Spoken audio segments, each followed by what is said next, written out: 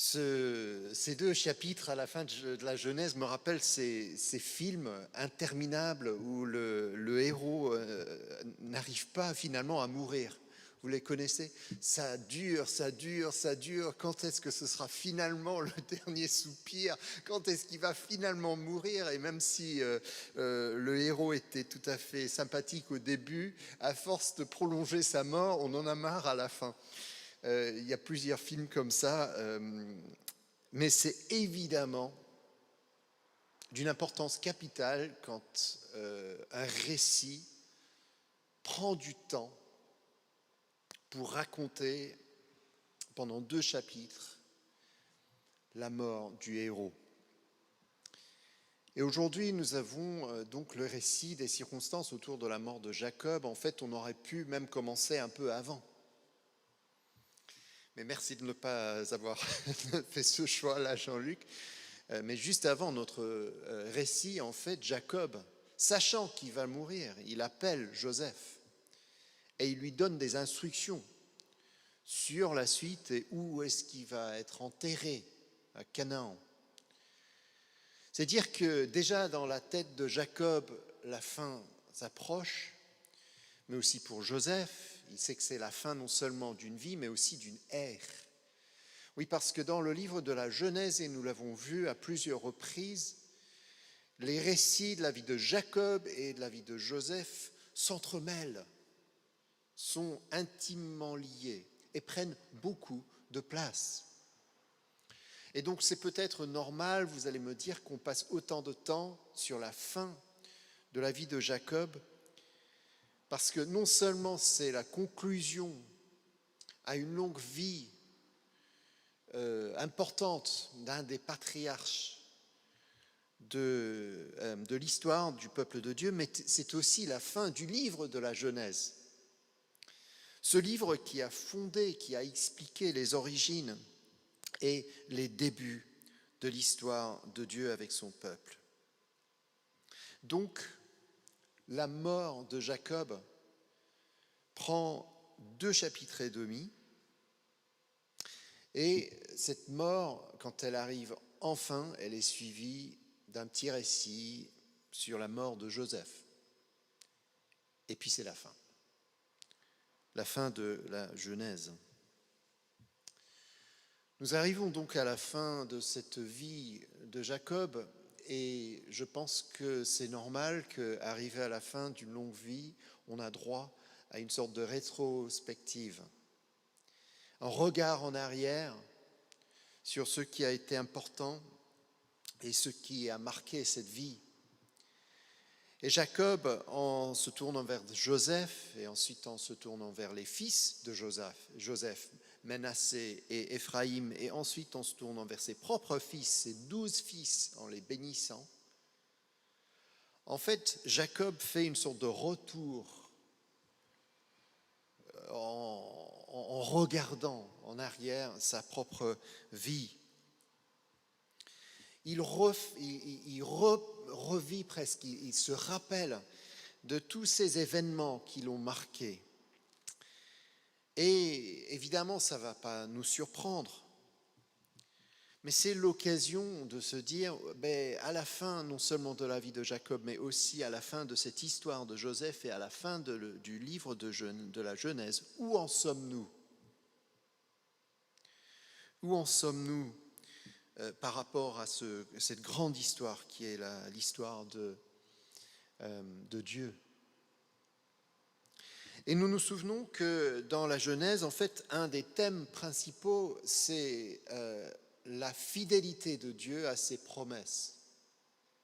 Tout le livre de la Genèse reprend ce thème différemment. Et les promesses de Dieu dans le livre de la Genèse sont multiples. Ces promesses arrivent d'abord par le personnage d'Abraham. Souvenons-nous, ce moment à Genèse chapitre 12 où Dieu se révèle à Abraham et l'appelle à quitter son pays pour aller vers un lieu que le Seigneur lui montrera. Et le Seigneur lui promet un certain nombre de choses, lui promet une terre, un peuple, lui promet d'être une bénédiction pour les nations. Et puis après, cette promesse, elle est reprise dans la vie d'Isaac, elle est reprise ensuite dans la vie de Jacob. Et nous arrivons à la fin du livre de la Genèse en nous disant, cette promesse, elle est magnifique, elle est majestueuse, mais où en sommes-nous? Qu'est-ce qui est arrivé en réalité?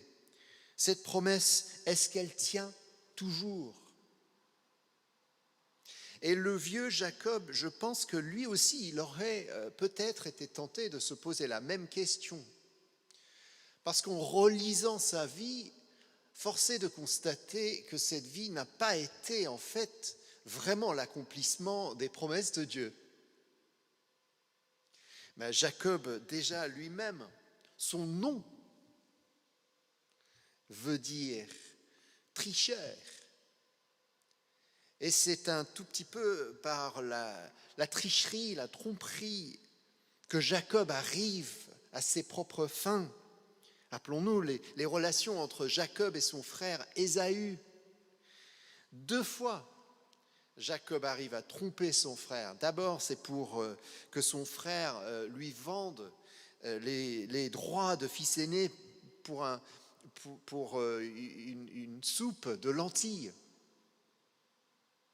Et puis, à la fin de la vie de leur père, c'est Jacob lui-même qui fait semblant d'être son frère pour recevoir la bénédiction qui normalement aurait été prononcée sur le fils aîné, qui était Ésaü.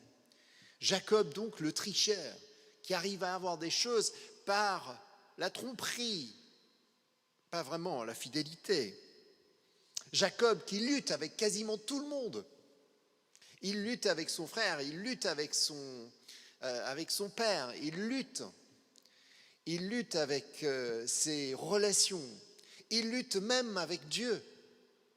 Et il reçoit de la part de Dieu un prénom, Israël, qui veut dire celui qui lutte avec Dieu. Et puis Jacob qui finalement, quand il pense à ses promesses de descendance, etc., quand il regarde à la fin de sa vie sa propre famille, quelle famille dysfonctionnelle, quelle famille terrible. Ses propres enfants, ses fils qui n'arrivent pas à garder la paix entre eux. Rappelons-nous le début de l'histoire de Joseph. C'est le fils préféré du père qui est rejeté par ses frères, vendu comme un esclave. Et ensuite, on sait que l'histoire nous raconte que Siméon et Lévi, 2 des frères de Joseph, 2 des fils de Jacob, eux, ils se vengent contre un des rois locaux qui a violé leur sœur. Et ils se vengent en tuant la totalité du village. Ce qui amène la colère de leur père Jacob. Ce n'est pas une histoire brillante. Ensuite, Ruben, l'aîné, lui qui à un moment donné cède à la tentation et couche avec sa propre belle-mère, la servante de Jacob. C'est vraiment une histoire sordide, cette histoire familiale, l'histoire de la famille de Jacob. Et en revenant, en relisant tout ça, en regardant en arrière, le pauvre Jacob, vieux, et à la fin de sa vie, à mon avis, il n'était pas fier de ce qu'il a vu. Et il aurait très bien pu, du coup, céder à la tentation du découragement, de la déception. Oui, peut-être des belles promesses, mais la réalité était très loin de ses attentes. Un homme déçu. Mais ce qui est remarquable, et c'est pour ça, je pense, que nous avons 2 chapitres qui racontent la fin de sa vie, c'est qu'au lieu de se plaindre contre Dieu, contre sa famille, contre les circonstances, contre tout ce qui s'est rangé contre lui, comme il avait l'habitude de faire avant, ici, son regard vers le passé, lui rappelle non seulement ses propres échecs, mais aussi la fidélité du Dieu qui l'a appelé. Parce que c'est le même Dieu qui a appelé Abraham, qui appelle aussi Isaac et qui appelle Jacob. C'est le même Dieu qui appelle ensuite Joseph et tous les descendants. Et ce Dieu les appelle non parce qu'ils ont acquis certains pouvoirs ou certaines compétences, mais il les appelle parce qu'il les choisit. Il les appelle parce qu'il les aime. Et à la fin donc de la vie de Jacob, nous voyons une sorte de retournement. Au lieu de se plaindre contre la vie, au lieu de finir amer, comme malheureusement ça peut être le cas de certaines personnes à la fin de leur vie, Jacob voit les choses autrement. Et il va prononcer pendant ces 2 chapitres des bénédictions sur ses enfants et ses petits-enfants. Ce sont des bénédictions qui ont les pieds bien sur terre parce qu'il reprend régulièrement, à chaque fois qu'il prend un de ses fils, la bénédiction prononcée ne va pas être une bénédiction facile, mais ça va être une relecture de la vie de cette personne, de ce fils, à travers la présence de Dieu. Partout dans ces bénédictions, nous avons la personne de Dieu, nous avons Dieu qui insuffle des choses. D'ailleurs, ces bénédictions ont une force prophétique remarquable, comme nous allons le voir. Et Jacob, donc, prend du temps pour prononcer une bénédiction sur chacun de ses 12 fils et sur les 2 petits-fils qui sont nés de Joseph, Manassé et Éphraïm. Prenons ces 2-là, parce que Jacob commence là, peut-être qu'il commence par eux, parce que c'est Joseph quand même. Joseph, c'est un personnage important, nous sommes en Égypte, rappelons-nous. Donc il se dit peut-être que je devrais commencer avec avec ceux-là. Mais en réalité, il commence avec eux parce que ce sont les petits-enfants. C'est le début d'une descendance. Et lui, le grand-père, il veut communiquer son cœur à ses enfants. Mais c'est très intéressant parce que le vieux Jacob, qui, quand il était jeune, a fait par une ruse, de sorte qu'il obtienne la bénédiction qui devait être sur l'aîné Ésaü, et en fait son père Isaac a donné la bénédiction au jeune Jacob. Maintenant, le vieux Jacob, il va faire la même chose, il va croiser les bras et il va en fait inverser les bénédictions. Et il va bénir Éphraïm le jeune au lieu de bénir Manassé l'aîné. Mais cette fois-ci, ce n'est pas par tromperie, mais c'est par la foi. Parce qu'il entrevoit par l'intelligence de Dieu que c'est Éphraïm que Dieu veut élever. Que dans l'économie de Dieu, en fait, les choix de Dieu sont plus importants que l'âge chronologique ou biologique. Que l'intention de Dieu pour chacun va bien au-delà, a une importance bien plus que notre âge humain ou bien nos circonstances. Et donc, chacune de ces bénédictions prononcées sur les petits-enfants et ensuite sur les 12 enfants vont avoir un sens, une signification particulière, en partie inspirée par le passé, mais toujours orientée par la foi vers l'avenir.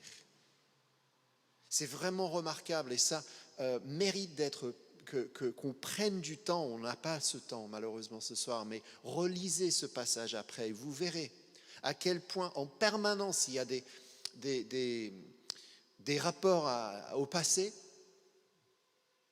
mais ensuite on est envoyé vers l'avenir, à chaque fois, chacun des enfants, avec des surprises. Alors, ce n'est pas surprenant que Joseph, par exemple, qu'il ait la bénédiction la plus longue. Bah oui, parce qu'il reste quand même le préféré. Mais ce qui est plus étonnant encore, c'est que Judas, Lui qui n'a pas d'importance particulière parmi les frères, Judas, il va mériter une bénédiction plus longue que les autres, particulière. Judas, il va être nommé comme étant la source d'une ligne royale. Pourquoi Judas? On ne sait pas. On n'en sait rien du tout. Sauf que Jacob, à ce moment-là, il est inspiré, il entrevoit quelque chose. Et donc il voit le fils Judas et il dit, Judas, toi, tu es un lion. Ça nous rappelle quelque chose, non? Tu es un lion. Et à partir de toi va venir une ligne royale. Et nous savons que cette ligne royale va donner le roi David. Et qu'en suivant la généalogie, nous allons tomber sur un autre roi, le roi Jésus, Jésus le Christ. Mais Jacob ne pouvait pas le savoir. Mais il est là inspiré par le souffle de Dieu. Et c'est parce qu'il a décidé d'intégrer Dieu, même à la fin de sa vie, dans l'histoire de sa famille, qu'une porte s'ouvre et les possibilités changent. Sa famille peut être cette bénédiction promise, non seulement pour eux, mais aussi pour les nations. Oui. Jacob ne l'a pas vu encore, mais la promesse reste totale et complète. Et donc, Jacob, il se laisse influencer par Dieu à la fin de sa vie. Et ses dernières paroles sont des paroles de bénédiction. Pas juste sur ses fils, mais sur leurs descendants et sur tout ce que le Seigneur va faire. Jacob reçoit cette nouvelle perspective et cette perspective lui permet d'identifier Dieu au fil des jours de sa vie, au fil des années.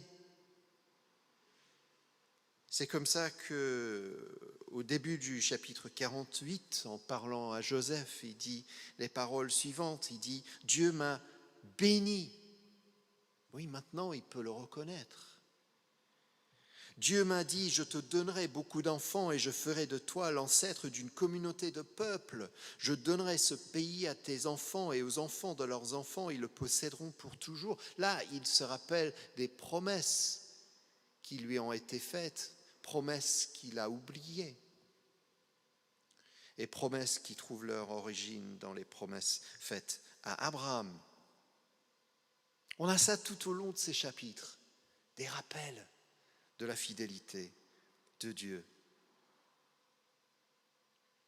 Et donc, nous, qu'est-ce que nous pouvons en tirer aujourd'hui? Cette fin d'histoire, la fin du livre de la Genèse, eh bien, je pense que nous pouvons aussi nous rappeler que nous sommes les récipients des promesses de Dieu. Ces mêmes promesses qui étaient faites à Abraham et ensuite répétées à Isaac et ensuite Jacob trouvent une nouvelle perspective dans la bouche de Jésus. Dieu promet à Abraham une terre. Dieu promet par Jésus un royaume, le royaume de Dieu. Dieu promet à Abraham des descendants, une famille, un peuple. En Jésus-Christ, nous appartenons à une famille dont les frontières ne finiront jamais de s'élargir et de s'étendre, la famille de Dieu.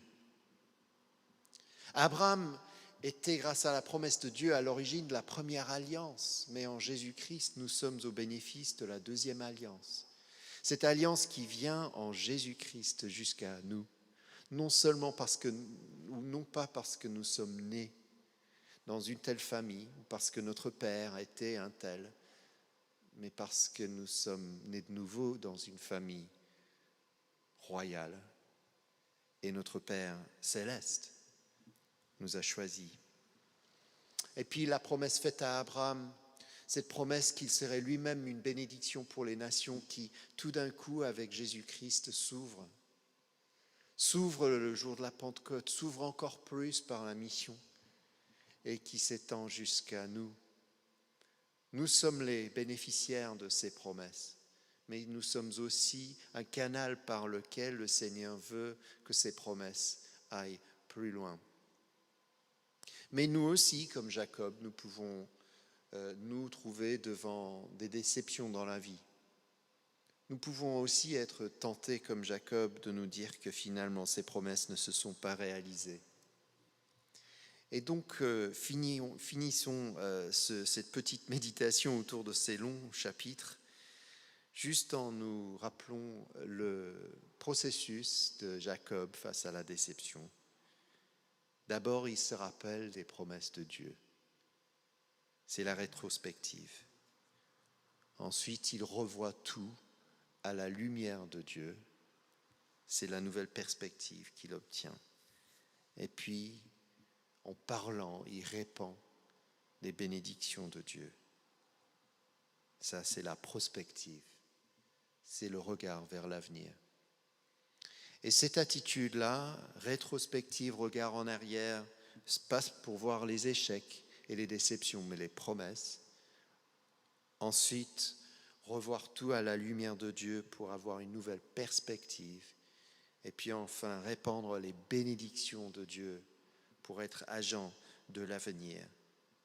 Tout cela peut nous sortir de nos petits mondes déçus et nous situer pleinement dans le projet de Dieu, comme était le cas de Jacob.